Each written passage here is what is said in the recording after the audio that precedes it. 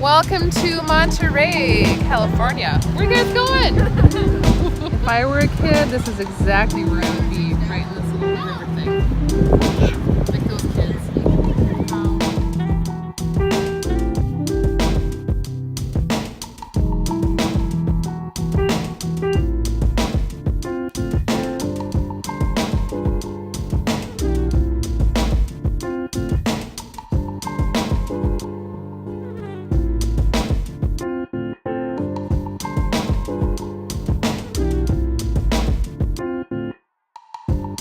Different regulations, like the amount of fish that you can catch. When we go fishing, it's an added cost to operations. That's why a lot of guys left. So they have observers in the boat, $600 a day, right? 100% of the time, you can't even get the observers, and you have to lease the fish before you go fishing to pay for it. Some fish are a lot more expensive to lease than you get for them when you catch them, when you sell them.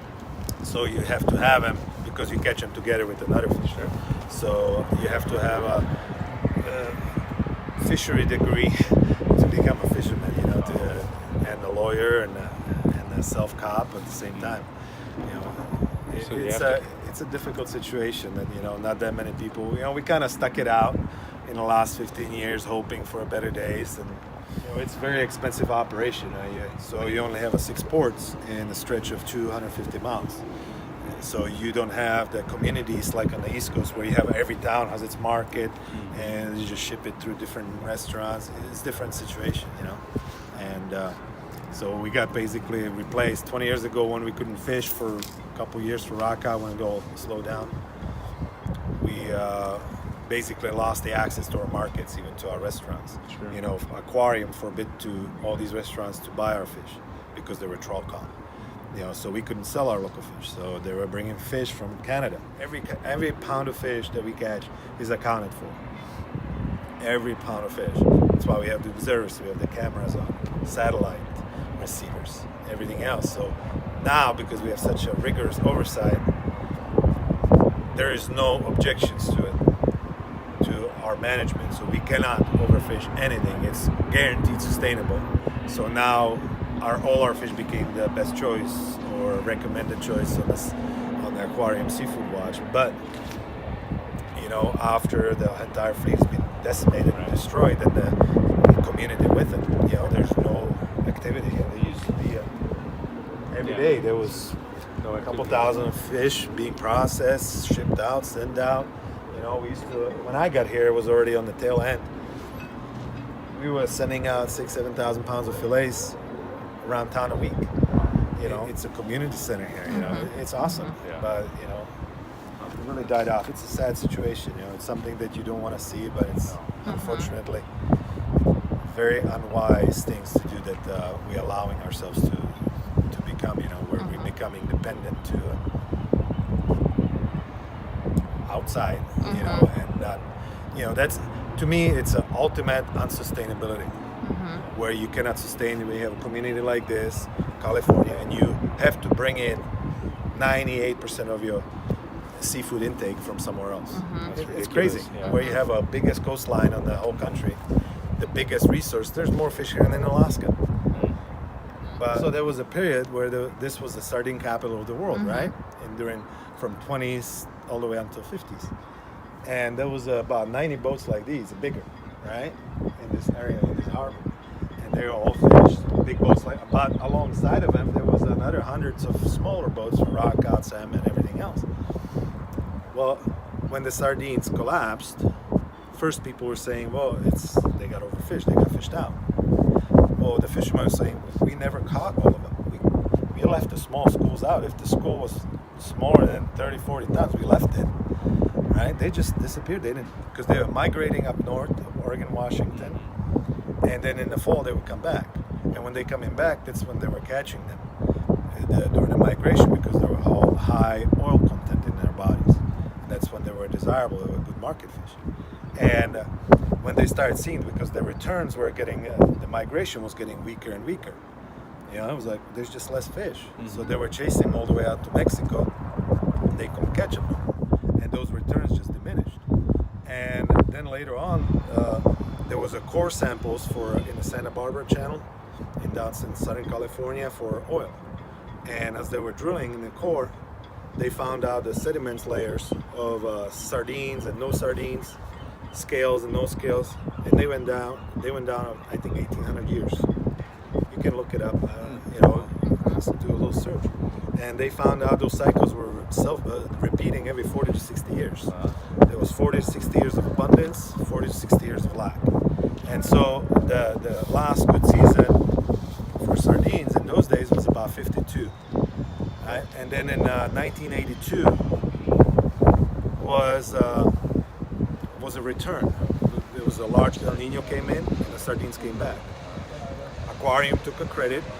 They returned them back, right? Yeah. So then there was a massive fishery. It became again in the 90s, right? And in 2000, it peaked out. Now we have 40 years, and it's declining, right? But you have all these alarms going on, and there's too much fishing. Well, nobody's been fishing really sardines in the last 5-6 years.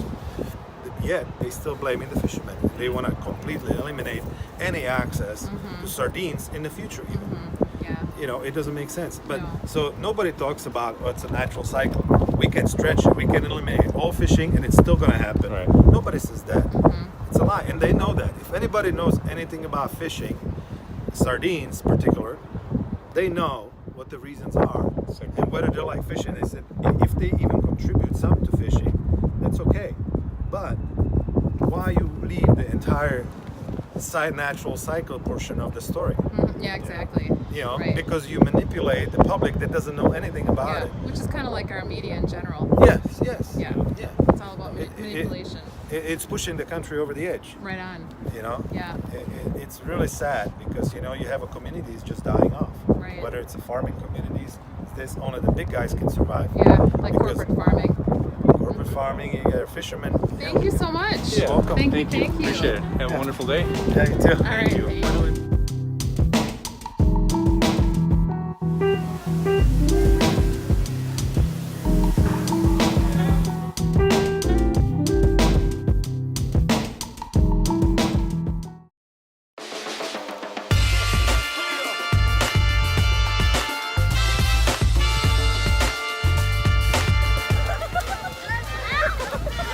Oh, did you get all wet?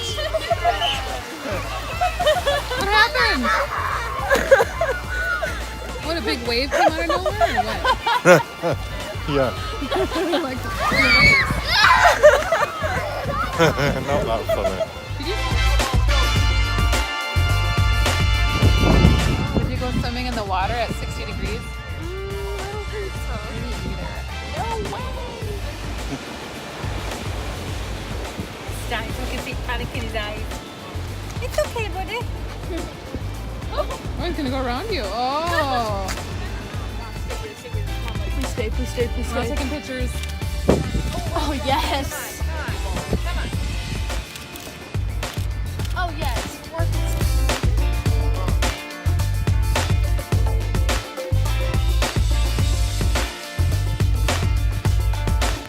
Because this flag has 31 stars, this lighthouse is probably built at the time that we had 31 states in our union. It's kind of cool. All right, here we are at Pebble Beach. Heyo. Hello, Pebble Beach. This is where the U.S. Open Golf Championships are held every few years. And I used to watch the Golf Open on TV with my dad. So this is kind of cool. And I'll show you the golf course up here, right up above the beach. Right? Beautiful. And you used to watch it with your dad. Yeah, I did. Reaction? This is for you, a pebble from Pebble Beach. That's sweet.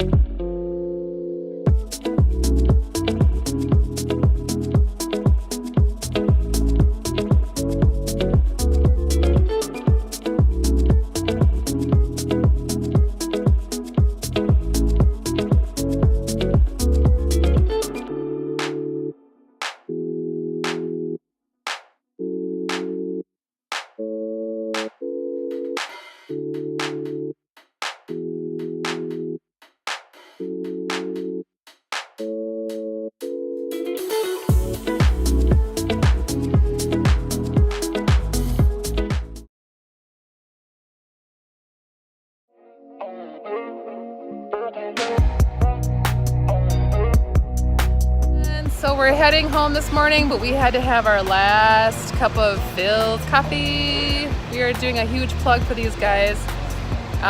But good coffee. 30 subscribers. Huge plug, guys. Did you just say that on this?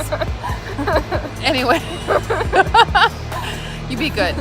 And we're heading to the airport and it's back to reality. We had an awesome time. Thank you to the fabulous Jordans. We love you, and hopefully we'll see you guys soon. Heck yeah. Bye.